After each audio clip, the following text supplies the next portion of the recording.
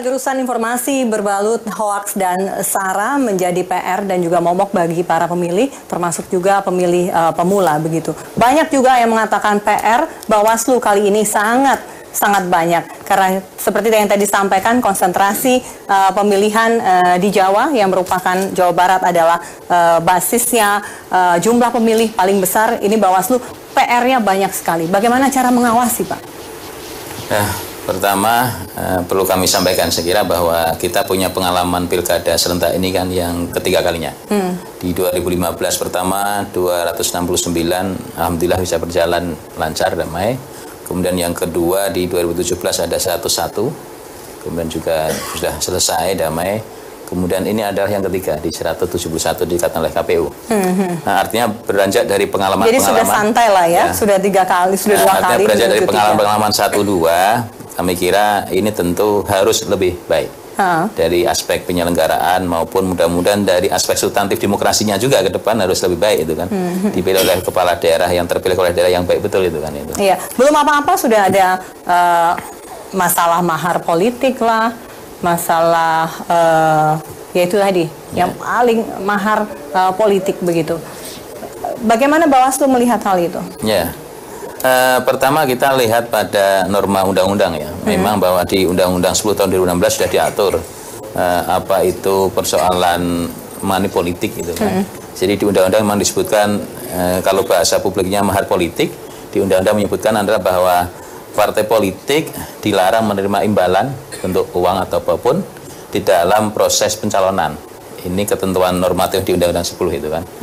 Dan memang bahwa sanksinya saya kira sangat tegas di undang-undang itu. Pertama bisa sanksi pidana dan sanksi administratif ya. Sanksi pidana dua-dua belah pihak bisa kena hukum pidana, baik pemberi maupun penerima. Saya kira ini bahasa hukumnya ya bahasa hukum suap politik ya gitu kan. Atau dalam bahasa keyakinan agama kami ini riswah itu kan. Tapi suap, kalau dari dua pilkada serentak yang pertama dan kedua tampaknya Bawaslu masih belum cukup berani begitu menindak money politik, suap politik yang terjadi. Kami kira bukan persoalan berani atau tidak ya, tetapi bahwa kerja-kerja kami ini ada dalam bingkai hukum itu kan. Jadi semua harus beranjak pada hukum, ketentuan hukum ya. Jadi bagaimana untuk membawa sebuah kasus sampai proses pengadilan tentu harus kami bisa membuktikan minimal 2 alat bukti ya nanti bisa sampai ke proses pengadilan. Dan itu cukup kesulitan karena pemain-pemainnya sangat canggih kata Bawaslu. Ya betul demikian tidak Pak? Ini kami tentu ini tantangan kami untuk bisa menjawab tugas yang berat ini itu kan. Dan harapan kami juga ada kerjasamanya dari semua pihak itu kan. Artinya kalau mengungkapkan ada mahar politik ya harapan kami yang mengungkapkan itu ketika diundang Bawaslu untuk klarifikasi ya mau bisa datang memberikan keterangan gitu. belum tidak mau datang kalau persoalan ya, kemudian pembuktian minim nanti kami yang akan menindaklanjuti untuk melakukan pengkajian lebih lanjut, menginvestigasi soal pembuktian dengan kepolisian kejaksaan. Karena tugas proses hukum itu tidak hanya pada beban Bawaslu, ada di sentra Gakumdu. Sentra Gakumdu itu ada kepolisian, ada kejaksaan, ada pengawas pemilu, itu bagian satu kesatuan. Baik, benar tidak Pak Amhad kalau banyak pihak yang melihat Bawaslu ini berlindung di balik peraturan yang tidak memberikan kewenangan yang maksimal kepada Bawaslu, akhirnya tidak bertindak apa-apa selama pilkada serentak pertama dan kedua? Kami kira bukan persoalan berlindung di bawah undang-undang ya, tapi saya katakan bahwa kami KPU dan Bawaslu itu kan pelaksana undang-undang. Penyelenggara ini kan pelaksana undang-undang. Maka koridor kami kerja adalah koridor undang-undang itu kan. Sejauh mana apa yang harus dipenuhi di dalam undang-undang, kewenangan ada yang di undang-undang itu kan. Misalnya satu hal, kewenangan proses penyidikan pro justisia itu tidak ada di pengawas itu kan. Yang berhak untuk melakukan penyidikan pro justisia itu adalah penyidik kepolisian. Memang undang-undangnya tidak memberikan kewenangan Bawaslu sebagai penyidik sipil nggak ada gitu kan.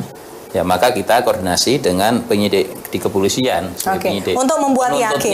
Adalah jaksa, bukan penuntut. Betul. Ya, untuk membuat yakin masyarakat bahwa Bawaslu sudah bertindak atau melaksanakan tugasnya secara maksimal pada saat pilkada serentak pertama dan yang kedua, apa saja yang sudah dilakukan oleh Bawaslu? Ada berapa banyak tindakan kalau yang kita lihat dari kasus penanganan ya, pilkada yang 2015, 2017 banyak juga tindak-tindakan pidana yang sudah kita lakukan itu. Tapi pidana Tetapi ringan ya, juga Pak, ya? perlu diketahui kan bahwa tugas dan fungsi Bawaslu itu tidak kemudian semata law enforcement itu, tetapi ada fungsi pencegahan preventif ya. Ini yang kami lakukan. Saya kira pencegahan itu akan lebih bagus daripada penindakan. Tetapi bukan berarti ketika ada pelanggaran kami diam, kami akan tegakkan hukum aturan mainnya itu. Biasanya jadi fungsi pencegahan apa sih, Pak, juga kami kebanyakan? kedepankan. Saya kira Undang-Undang 10 sudah banyak rumusan. Ada sekitar sekian pasal lah, banyak soal orang nyoblos lebih dari sekali, mengintimidasi, kemudian manipulasi surat suara, dan Undang-Undang pidana pemilihan saya kira tidak hanya peserta masalah yang kena pidana pemilu bisa, penyelenggara KPU kami pun bisa kena itu sanksi pidana, sanksi administrasi dan sanksi etik kira-kira itu. Baik, itu tadi kalau kuncinya tidak netral. Kalau kuncinya tidak netral bisa kena, begitu ya. Baik, kuncinya memang harus netral. Kuncinya harus netral. Kalau tidak netral bisa kena. Ada polisi pemilu yang saat ini berada di depan saya. Kita berikan aplaus pada para narasumber pada malam hari ini. Saya beranjak kepada Pak Slamet. Pak Slamet, yang saya mau tanyakan terlebih dahulu adalah para perwira aktif ini ternyata disayang partai politik, begitu ya. Banyak yang meminang dan sayangnya mereka mau. Kalau saya tidak salah ada perwira aktif dari yang sekarang berlaga di Maluku. Tolong dikoreksi kalau saya salah, Pak. Lalu kemudian di Kalimantan Timur ada Sumatera Utara juga ya, Pak, ya? Sumatera Utara. Dan ada di Jawa Barat juga. Baik, saya ingin minta tanggapan Anda sebagai institusi Polri, begitu. Karena ada satu hal yang juga yang kemudian mengganjal di hati masyarakat. Kapolri sendiri mengatakan bahwa kalau mereka tidak menang, mereka tidak terpilih, bisa kembali mengabdi sebagai perwira polisi, begitu. Iya, betul. Memang perwira kepolisian atau anggota kepolisian tentu ketika dia sudah pensiun ataupun mengundurkan diri tentu mempunyai hak politik memilih maupun dipilih. Ketika mendaftar sebagai pasangan calon, mereka harus mengundurkan diri.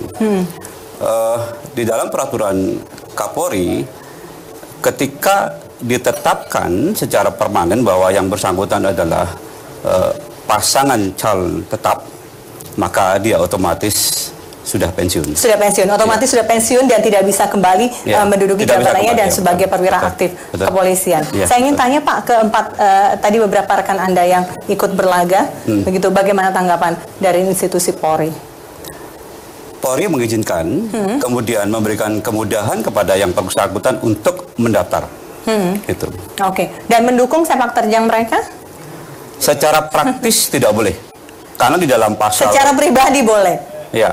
Karena di dalam pasal 28 Undang-Undang Kepolisian, Undang-Undang Nomor 2 tahun 2002, posisi kepolisian tidak boleh ikut dalam politik praktis. Harus netral.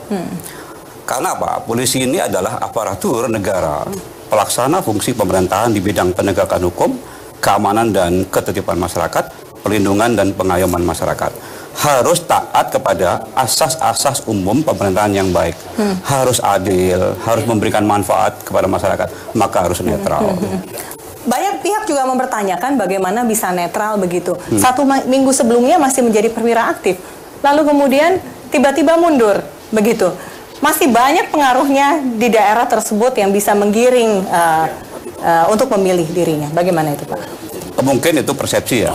Itu persepsi, tetapi bukan kalau kenyataan. Dari sisi undang-undang, dari sisi peraturan, dari sisi kebijakan dan perintah Kapolri, harus ikut aturan.